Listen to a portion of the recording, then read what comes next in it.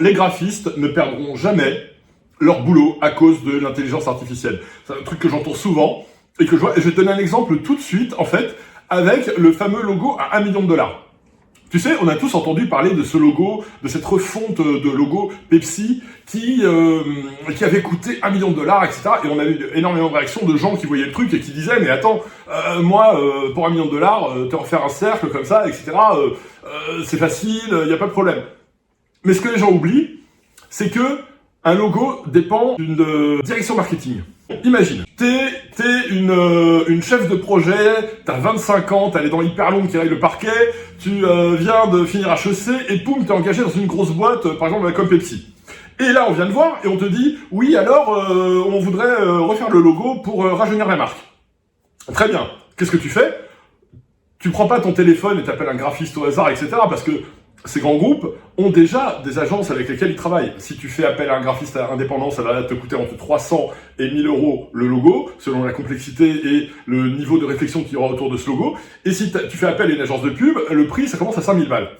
Donc voilà, donc elle appelle, imagine, t'appelles donc l'agence avec laquelle tu as l'habitude de travailler, tu dis bonjour, voilà, il me faudrait un nouveau logo. Et l'agence va pas te dire, oui, c'est 1 million de dollars. Non, l'agence va te dire, voilà, c'est 5000 balles. Ok, très bien. Mais le truc que les gens oublient, c'est que en marketing, le marketing, en fait, c'est extrêmement mathématique. C'est une histoire de quantification.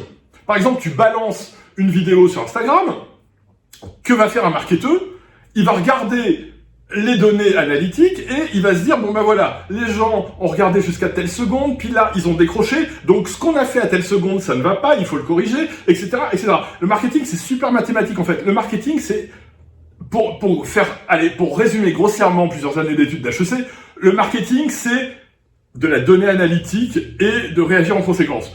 T'essayes un truc, tu le balances, ça marche, tant mieux, ça marche pas, tu corriges là ou voilà. Donc, c'est que de l'analyse de données, le marketing. Et évidemment, de la réaction en conséquence de cette analyse de données jusqu'à ce que tu aies le résultat optimal, même s'il est des fois un peu incohérent. C'est pour ça que, artistiquement et même au niveau de votre sensibilité, des fois, vous voyez des publicités. Alors L'Oréal, c'est les professionnels de ça, je les adore. Moi, j'ai une éducation l'oréalienne, donc c'est une boîte que j'apprécie particulièrement. Mais vous avez des fois des pubs totalement hallucinantes qui arrivent et vous vous dites mais pourquoi ils ont fait ça quoi? Mais enfin voilà, tout simplement parce qu'ils ont réagi mathématiquement et pas artistiquement. Ils ont réagi mathématiquement aux données consommateurs qu'ils avaient. Donc reprenons l'exemple de Pepsi. Donc voilà. T'arrives et tout, t'appelles l'agence et l'agence te dit ouais, ok, très bien, on fait votre logo, c'est 5000 balles. Quel est le brief? Qu'est-ce que vous voulez?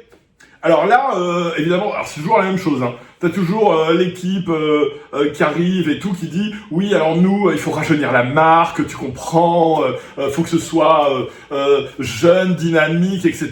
Machin et tout. Alors toi, t'as 25 ans, t'es chef de projet, tu dis bon, faut que je rédige le brief pour l'agence de pub. Alors oui, rajeunir la marque par un graphisme innovant, blablabla. Enfin bon, tu fais ton brief comme tu peux. Tu l'envoies à l'agence de pub.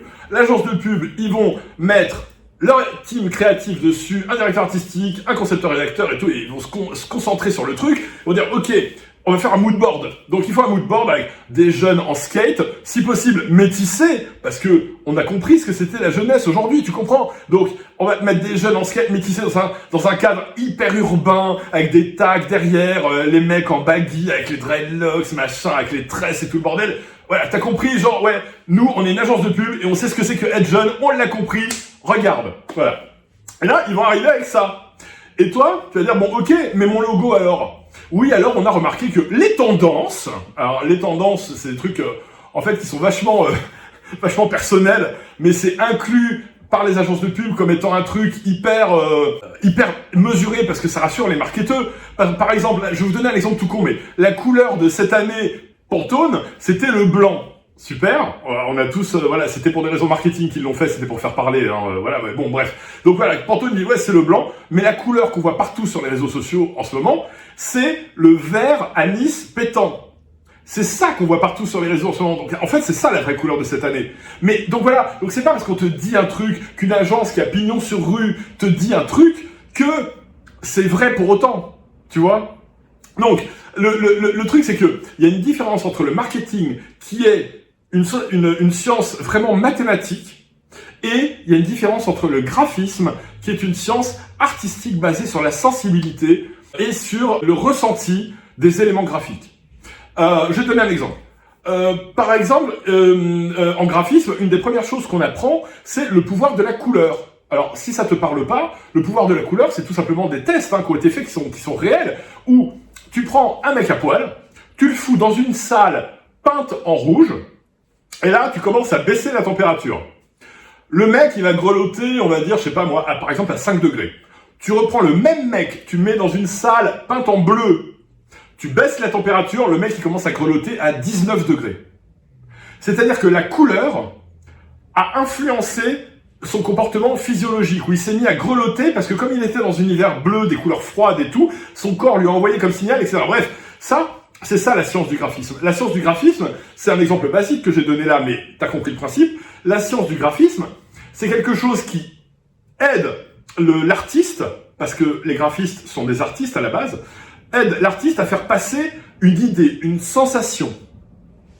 Alors ensuite, la publicité l'a très bien compris. Le marketing, ils se sont dit, ok, nous, on est des mathématiciens, je ferme la casquette, nous, on est des mathématiciens, on n'est pas des artistes, on a donc besoin de graphistes pour communiquer nos idées, communiquer notre chaud et notre froid en fonction de ce qu'on veut dire par rapport à notre marque. Et le truc, c'est que le moindre détail compte dans la publicité. Et quand je dis le moindre détail, c'est vous allez voir à quel point. Par exemple, à partir de 2012, ça a été l'année où on a dépassé le nombre de 3000 messages publicitaires que vous voyez chaque jour.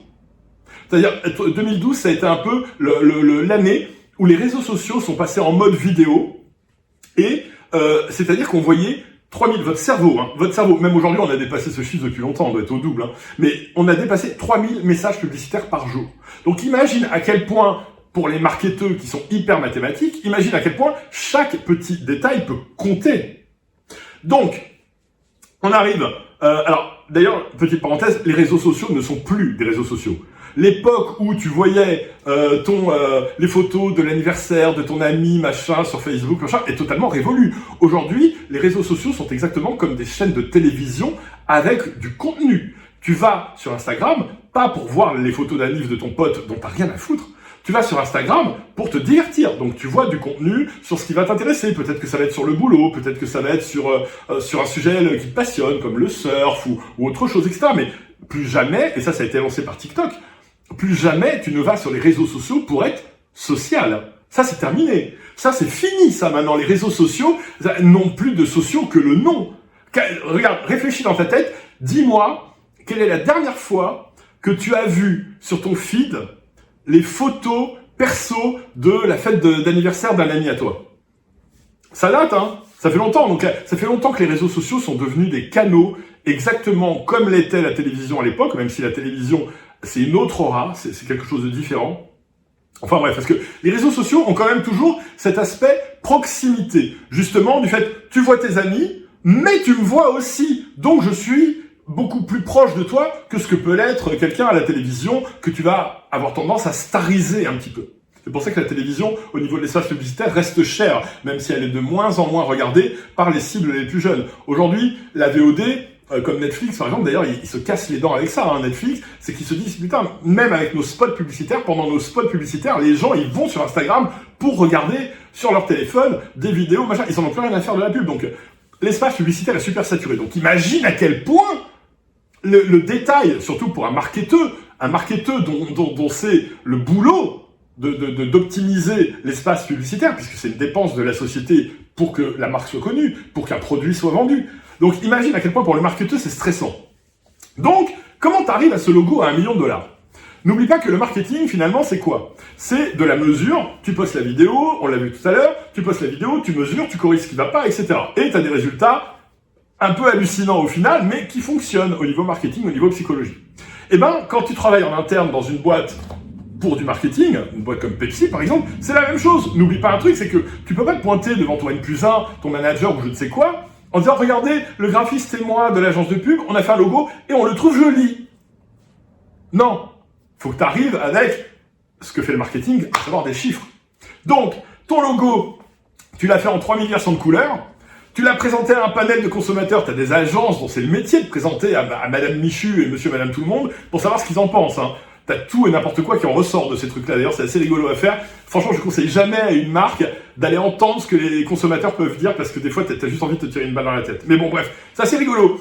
Donc du coup, t'arrives avec tes chiffres et tu dis voilà, voilà notre nouvelle proposition de logo. Les chiffres ont révélé que 65% préféraient la version rouge, machin. Alors tu sais, t'as les versions logo, t'en as plusieurs qui vont être proposées, t'en as des milliers. Et comme ça, tu vas te taper des milliers d'allers-retours. Parce que faut que tu valides avec ton N+1, faut que tu valides avec le DG direction nationale, le DG direction internationale, etc. machin. Et ça fait que ces milliers d'allers-retours font que au final, quand l'agence de pub va t'envoyer sa facture, eh ben oui, ton logo, il aura coûté 1 million d'euros, parce qu'il y aura eu tellement de tests, de trucs, de machin, que voilà. Pour, au final, se retrouver avec un cercle, hein, comme on l'a vu, avec un cercle et 2 bandes.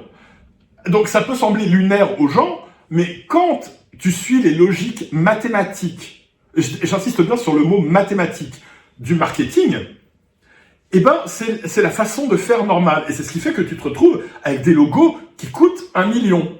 Maintenant, il y a des exemples aussi, il y a des tendances qui sont assez intéressantes à récupérer, et c'est pour ça que je pense que le graphisme ne disparaîtra jamais, vraiment, malgré l'arrivée de l'intelligence artificielle. Si, exemple bête, si je te dis, voilà, dessine-moi un carré, donc tiens, voilà une feuille de papier, un stylo, dessine-moi un carré, bah tu vas me dessiner un carré. Et si je te donne un stylo, une feuille de papier, et je te dis, voilà, dessine-moi un carré, par contre, débrouille-toi pour qu'un côté soit vert, bah tu vas le faire. Mais il n'y a que moi qui sais pourquoi je t'ai demandé un côté vert. Peut-être que dans ma mise en page, ça m'arrangeait d'avoir un côté vert, etc. Mais ça, j'y réfléchis avant. C'est ça le pouvoir du graphisme par rapport à l'intelligence artificielle. L'intelligence artificielle, ça va te faire exactement ce que tu vas lui demander. Mais si tu ne sais pas quoi lui demander, et surtout si tu ne sais pas pourquoi lui demander, eh ben malheureusement, tu vas te retrouver avec des choses basiques. Et c'est un peu le problème, c'est l'intelligence artificielle va te faire des résultats qui sont plats si tu n'es pas graphiste. Il y a une phrase que j'aime beaucoup qui résume entièrement le métier de graphiste actuellement, c'est l'intelligence artificielle ne va pas remplacer les gens, elle va remplacer les gens qui ne l'utilisent pas.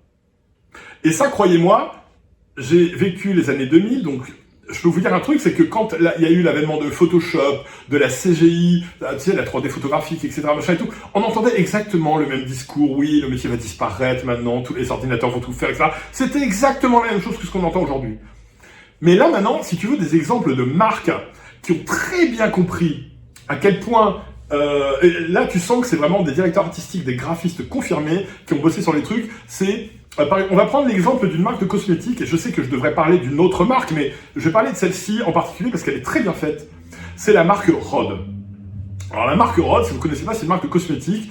Vous avez des visuels hyper bouffe, etc. machin. Mais moi, ce qui m'a intéressé surtout, c'est leur logo. Leur logo, il peut sembler basique comme ça au premier coup d'œil. Mais en fait, est-ce qu'il y a un truc qui vous choque pas quand vous regardez ce logo? Regardez bien. Et bien ce logo, vous voyez qu'il n'y a pas de majuscule.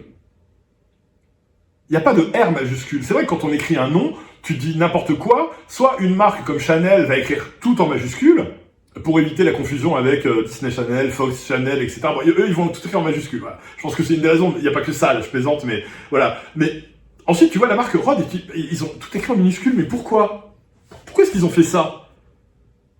Et après, tu réfléchis. Et dans les années 90, il y avait une tendance dans les cosmétiques qui était, 90-2000, il y avait une tendance dans les cosmétiques qui était de ne pas mettre de majuscules au début des phrases. Il y avait certains DA dans le monde, surtout aux États-Unis, qui avaient dit « Oui, mais alors, quand tu as une majuscule au début d'un mot, ça fatigue l'œil de lire la grande lettre, donc ils préfèrent lire que des petites lettres, voilà, ça fluidifie la lecture. » En gros, c'était à peu près ça le discours. Et tu avais des produits qui sortaient, alors surtout, je me souviens du groupe Estée Lauder, Clinique, etc., qui effectivement sortaient des produits, et il n'y avait pas de majuscules au début des mots. Et c'était totalement nouveau. Alors depuis, on a des marques, hein, par exemple comme EasyJet, hein, il n'y a pas de E majuscule au début de EasyJet. Toi, leur logo, c'est ça. Et donc tu te dis, mais Rhode, ils n'ont pas mis de majuscule. Pourquoi? Pour rappeler, psychologiquement, n'oubliez pas qu'on est dans le sens du détail, les enfants, hein, pour rappeler psychologiquement les années 90, les années 90-2000, où l'intelligence artificielle ne rendait pas tout aussi léché qu'elle l'était. Ce qui est hyper paradoxal, parce que les années 2000, et croyez-moi, j'y étais, c'est l'année où les photos étaient les plus retouchées au monde. On voyait des trucs hallucinants passer, mais les gens n'en avaient pas conscience. Déjà parce que il n'y avait pas le mot photoshopé qui avait été rendu attrayant dans les séries. Tu sais, comment est-ce qu'on a connu Photoshop, le grand public? Tout simplement parce que dans les séries télé américaines, on disait ouais regarde, elle a été photoshopée, machin et tout, et c'est devenu un verbe, tu vois. Mais dans les années 2000, on connaissait pas. En plus de ça, la retouche se faisait sur ordinateur et ça sortait sur presse-papier. Donc il y avait un monde, il y avait une cassure entre les deux. Mais les photos étaient méga retouchées, on avait des mannequins totalement filiformes de façon hallucinante. Et voilà, donc aujourd'hui, paradoxalement, pour faire vrai par rapport à l'intelligence artificielle, on se réfère à une période où les images étaient over retouchées. Et je sais de quoi je parle, j'y étais et j'en faisais partie. Donc je peux vous dire que c'est super paradoxal.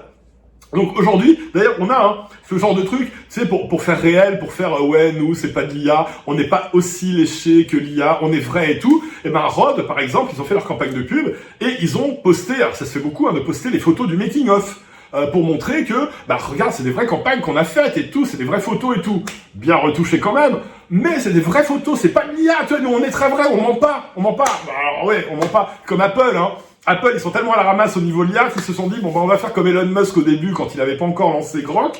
On va casser sur l'IA et on va carrément lancer notre making-of du truc fait avec des plaques de verre. Qui a fortement été retouché en post-prod, les enfants, je vous raconte même pas à quel point, mais bref, on te fait croire que on est dans le réel alors qu'on l'est plus. Et c'est super drôle. Mais aujourd'hui, quand t'es un marketeur, tu te dis, alors, bien entendu, on va revenir sur le sujet de la retouche photo parce que comme l'IA aujourd'hui provoque énormément d'émoi par rapport au fait que ce soit fake, que ce soit trop léché, que ce soit trop parfait, faut pas oublier que la retouche photo et l'IA, d'ailleurs, n'a rien de nouveau. La génération d'images, elle existait. Si je vous montre l'odalisque de Ingres, que vous voyez là, désolé, mais elle n'existe pas la meuf, Parce que Ingres, il a fait cette toile avec 20 corps de femmes différents. Parce que les proportions sont juste impossibles à réaliser. Donc, il y a de nombreux tableaux comme ça, avec des proportions qui sont impossibles à réaliser. Comme ici, par exemple, l'araignée, la position de la main, qui avait fait scandale à l'époque, parce que à l'époque, nous, on appelle ça, aujourd'hui, on appelle ça une chatte. Mais à l'époque, ils appelaient ça une araignée, c'est dans les années 1900, machin, c'était trop fou. Une femme montrait sa cheville à un ramoneur, tout de suite, ça faisait les gros titres et tout. Enfin bon, bref, on disait vraiment un truc hallucinant. Mais là, quand cette toile est sortie, la position de la main n'est pas possible. Il faudrait casser le poignet de la main pour faire une position pareille. Mais ce qu'il voulait, c'est que ça ressemble à une mygale, que ça ressemble à une araignée. C'est pour ça qu'il l'a fait. Les artistes ont toujours retouché, créé des visuels qui n'existaient pas. C'est pas nouveau. Aujourd'hui, ça se fait avec l'intelligence artificielle, mais comme partout, t'as les bons et t'as les mauvais.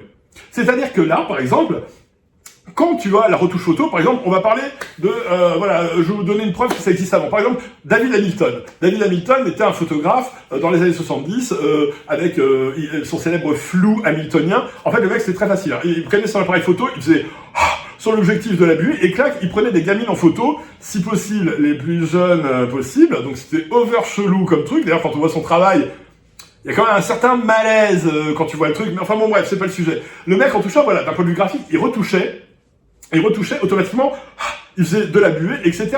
Et t'avais des fois des photographes, même contestés, qui mettaient de la vaseline sur leur objectif pour obtenir des flous, des effets, des trucs, enfin bref, des trucs qui n'étaient pas faits. Ensuite, dans les années 90-2000, la retouche photo est arrivée. On a transformé les mannequins, tout le monde avait une peau parfaite, tout le monde avait une ligne comme ça, c'était hallucinant, etc.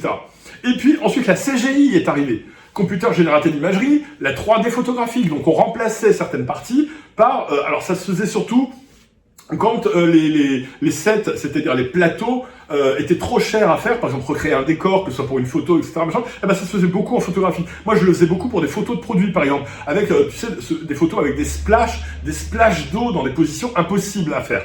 Ça, c'était beaucoup fait avec de la CGI. Donc voilà. Et on arrive aujourd'hui à une époque où, effectivement, Rode, ils ont fait leur logo comme ça, parce que comme le moindre détail compte, il faut que ça te rappelle les années 90. Il faut que ça te rappelle ce temps soi-disant où on ne retouchait pas les photos, où c'était vrai, où c'était pas de l'IA, etc. Et il y a un exemple de logo que je voudrais prendre en compte qui est... alors par exemple, le logo de Coco Shack. Le logo de Coco Shack a mis 2 ans à être fait. Alors, vous allez regarder le logo, vous allez dire, attends, 2 ans pour faire ça. Ok, c'est un truc un peu groovy, un peu sympa. Ça ressemble à des trucs genre Milka, Oreo. C'est le genre de logo, enfin, un peu commercial qu'on a déjà vu, tu vois. Pourquoi, etc. Alors, faut pas oublier que quand t'as pas d'équipe marketing, à qui montrer des choses, avec qui avoir des retours mesurés, tu vois, où effectivement, quand t'as ton N+1, toi, t'es resté 10 000 heures sur le truc. Donc, toi, il y a des choses que tu vois plus. Mais ton boss, lui, il découvre ça pour la première fois. Donc lui, il va voir un défaut que toi, t'avais pas vu. Il va dire, bah tiens, là, t'as vu? Là, on pourrait penser que ça ressemble à telle forme, que c'est, etc. Et donc, quand je te dis que le logo CocoShack, j'ai mis 2 ans à le faire, c'est tout simplement parce que j'avais besoin de temps pour le faire, le penser, le conceptualiser, et puis ensuite, le laisser reposer, le redécouvrir avec un nouvel œil, voir ce qui n'allait pas, etc. Et surtout, comme on l'a vu dans le marketing, chaque détail compte. Donc, qu'est-ce qu'il y a dans ce logo si on analyse? Déjà, quand on le regarde, effectivement, on a l'impression que c'est un logo un peu, c'est groovy et tout, machin, c'est sympa, c'est un peu rétro, très bien. C'est un peu, on dirait un logo de paquet de céréales, de bouffe, tu vois. Et en plus, d'accord, cette couleur marron. Mais pourquoi ces couleurs d'abord? Et puis, pourquoi est-ce que c'est articulé comme ça? Alors déjà, quand on regarde le logo de près, on voit qu'il y a plusieurs choses. Déjà, il y a un petit surfeur qui est planqué dans le logo. Je ne sais pas si vous le voyez, on a grandi. Voilà, il est là, le petit surfeur. Par exemple, c'est un détail. Ensuite, vous avez un homme ou une femme couché en train de bronzer. Est-ce que vous le voyez? Là. Ça y est, vous l'avez vu? Ensuite, le logo, déjà le nom, CocoShack, ça fait penser à shaker de cacao. À CocoShack, ça signifie quoi à la base? CocoShack, en anglais, ça veut dire littéralement la cabane en cacao. Et c'est ce genre de petite cabane de plage, tu sais, qu'on retrouve des fois sur certaines plages où on range ses planches de surf. Ou alors ces petites cabanes de plage qui peuvent servir souvent sur les plages tropicales, tu sais, ils y vendent des noix de coco, des bananes, enfin des fruits exotiques. Donc CocoShack, voilà, à la base ça veut dire cabane de plage. Mais ce nom-là, CocoShack, ça fait penser à shaker de cacao. Il faut savoir que il y a des recherches qui ont été faites par moi, 93% de la population mondiale adore le chocolat, mais en raffole, vraiment. Donc déjà, t'es sûr que c'est un truc qui plaît, le chocolat. Ensuite, il faut pas oublier un truc, c'est que quand on part en vacances, quand on va aller à la plage, on sait qu'on va se retrouver en maillot de bain devant tout le monde. Donc même si on n'est pas dans un régime drastique, on se dit, là, je vais faire un peu attention à ce que je mange avant les vacances, tu vois, histoire de pas être bedonnant quand même en maillot de bain, je vais faire un peu gaffe à ce que je bouffe au moins. Tu vois, pas forcément faire le régime de la mort, mais au moins faire un peu gaffe. Donc tu es vachement plus sensible à ce qui est gourmand parce que ça t'est interdit. Et comme par hasard, juste avant les vacances, c'est aussi le moment où tu achètes ta crème solaire. Tu vois ce que je veux dire? Donc, tu vas être attiré plus par quelque chose de gourmand, avec une image CocoShack, shaker de cacao, tu vois, ça résonne dans ton esprit, avec en plus un logo, que je dirais, le logo, il est inspiré des barres chocolatées Mars, c'est-à-dire que c'est un logo biscuité. C'est-à-dire que tu as une couche de biscuit, tu as une couche de lait, t'as une couche de caramel, t'as une couche de chocolat dans le logo. Tu vois ce que je veux dire? Et là, maintenant, tu vois la psychologie de ce logo derrière qui a été étudié, pas pour être juste un logo supplémentaire, mais pour parler dans le flot d'images actuel où on est. Voilà. Et ça, si j'avais demandé à une intelligence artificielle de me créer mon logo CocoShack en me disant, voilà, inclus, et vous pouvez testez-le sur ChatGPT, mettez un prompt en disant, voilà, crée-moi un logo pour je ne sais quelle marque, faites-vous plaisir. Et je voudrais qu'il y ait la notion de, et là vous mettez, notion de gourmandise, notion de ceci, notion de cela, machin et tout. Tu vois que l'IA, elle est incapable de gérer ça. Donc oui, si on en revient à ce qu'on disait, l'IA, elle peut te dessiner un carré, mais elle pensera jamais à te dessiner un carré avec un côté, avec une barre verte parce que ça arrange ta mise en page. Et c'est là où le graphiste ne disparaîtra jamais. Le peintre, le sculpteur ne disparaîtra jamais. Il y aura toujours besoin d'un créateur. Parce que c'est pas parce qu'on a les bons outils, c'est pas parce que je te colle un burin et un marteau dans la main que tu vas pouvoir me faire une sculpture hallucinante. Il faut savoir ce que tu fais. Il faut savoir pourquoi tu le fais. Et je vois beaucoup d'erreurs. Et les grands groupes se font pas avoir. Les grands groupes, jamais ils te font une campagne. Il y a des marques qui ont essayé de te faire des campagnes avec l'IA, mais ça venait pas des marques elles-mêmes. Ça venait du conseil des agences de pub qui voulaient faire « je suis dans le coup ». Donc moi j'ai vu effectivement des agences de pub me dire, perso, des agences de pub qui te disent « ouais non mais l'IA c'est sexy, c'est tendance ». Pour moi c'est comme si tu me disais que le logiciel Paint sur Windows qui est donné gratos, c'est tendance. Oui, ça te permet de faire des affiches très vite. quand t'es à un stand sur un marché, machin, ça te permet de faire une affiche très vite, etc. Et ce sera machin. Mais quand derrière, tu as besoin d'une réflexion stratégique, quand tu as besoin de savoir ce que signifient les couleurs, de ce que signifient les typographies, quelle image tu véhicules, etc., tu as besoin d'un vrai professionnel derrière. Et moi, si j'avais pas été photographe de formation, jamais j'aurais pu briefer l'IA pour avoir ce genre de résultat. Jamais j'aurais pu lui dire ce que je voulais exactement, comme lumière, comme éclairage tranchant, comme matériel utilisé, etc. Machin. J'ai besoin d'être photographe pour faire ce genre de résultat. Les réalisateurs, en ce moment d'Hollywood, qui s'intéressent à l'IA pour faire des films, ils font des trucs avec l'IA que je suis incapable de faire. Même si je fais quelques films publicitaires avec l'IA pour la chaîne de Coco Chac, des fois je vois des trucs, je me dis mais comment ils ont fait pour faire ça? Ils ont dû briefer d'une façon que je ne connais pas parce que ça n'est pas mon métier. Et c'est là où le métier de graphiste ne disparaîtra jamais. Donc souvenez-vous, il ne faut pas être contre l'IA, il faut juste apprendre à travailler avec, voir comment elle peut te faire gagner du temps et surtout démontrer à tes clients qui sont des gens du marketing et qui sont donc des gens mathématiques, comment est-ce que toi, tu peux leur apporter une plus-value par rapport à ce que eux pourraient faire en tapant sur ChatGPT. C'est tout. Pourquoi est-ce que toi, ton logo va avoir beaucoup plus de valeur? Pourquoi est-ce que dans le flow d'images actuelles, ça a son importance? C'est ça, en fait, les vraies réflexions à se poser. C'est ça, en fait, les vraies questions à se poser pour vendre aujourd'hui, parce qu'on en est tous là. On a tous quelque chose à vendre. Il y a des gens qui vendent leur image personnelle, il y a des gens qui vendent des produits, qui tiennent un restaurant, qui tiennent, etc. Posez-vous les bonnes questions. Alors, tout le monde n'a pas les moyens de faire appel à une agence de pub. Mais vous avez des graphistes en freelance qui sont excellents. Regardez leurs books, regardez si vous n'avez pas les moyens de faire appel à une vraie agence, regardez les books, regardez ce qu'ils font, et regardez surtout la logique derrière. Demandez-vous, pourquoi est-ce que ça a été fait comme ça? Et d'ailleurs, au bout d'un moment, ça va être comme tout, les logos IA vont être reconnus, et ça va dévendre une société plutôt qu'autre chose, alors qu'un logo qui aurait été bien pensé, un logo qui aurait été fait avec un sens artistique et un respect du consommateur, lui, il se vendra toujours. Et c'est pour ça qu'en fait, le graphisme ne disparaîtra jamais.